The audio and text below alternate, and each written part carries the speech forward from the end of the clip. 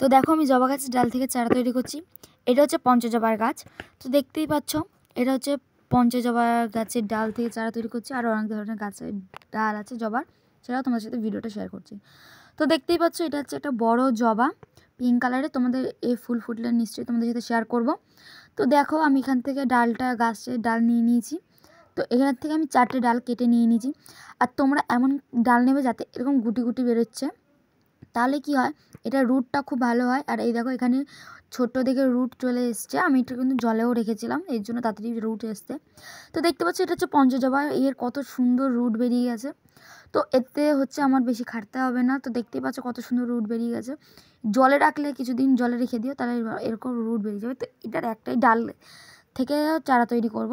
তো এটা হচ্ছে দেখো, এটা হচ্ছে চন্দন জবা। তোমরা যেটা চেনো, যেটা হচ্ছে সহজেই পাওয়া যায়, যেটা চন্দন জবা গাছের ডাল। তো দেখতে পাচ্ছি এটা কত সুন্দর শিকড় হয়ে গেছে। তো দেখতে পাচ্ছি এটা হচ্ছে একটা বড় চন্দন জবার গাছের ডালটা একই গাছ দিয়ে নিয়ে এসেছি। তো দেখতে পাচ্ছ ওই একটা গাছ বড় ডাল থেকে একটা ডাল নিলাম, আর এটা হচ্ছে শিকড় আছে বলে একটুখানি নিলাম। তো দেখতে থাকো আমি জবা গাছে কীভাবে ডাল থেকে চারা করছি। তো এরকম গ্লাসে গ্লাস পুরো বালি নিয়ে নিয়েছি। আমি বালিতে গাছের ডাল থেকে চারা তৈরি করি বেশিরভাগ। তো দেখতেই পাচ্ছ এইখানে আমি কি দিয়ে করি। তো এটা রুট হরমোন বলতে আমি অ্যালোভেরা জেল আর মধু ইউজ করি, সেটা তুমি জানো তোমরা। তো দেখতেই পাচ্ছ আমি এখানে গাছগুলো ডাল থেকে বসানো গেছে। আমার ভিডিও ভালো লাগলে লাইক করে চ্যানেলটা সাবস্ক্রাইব করে দিও। আজকের মতন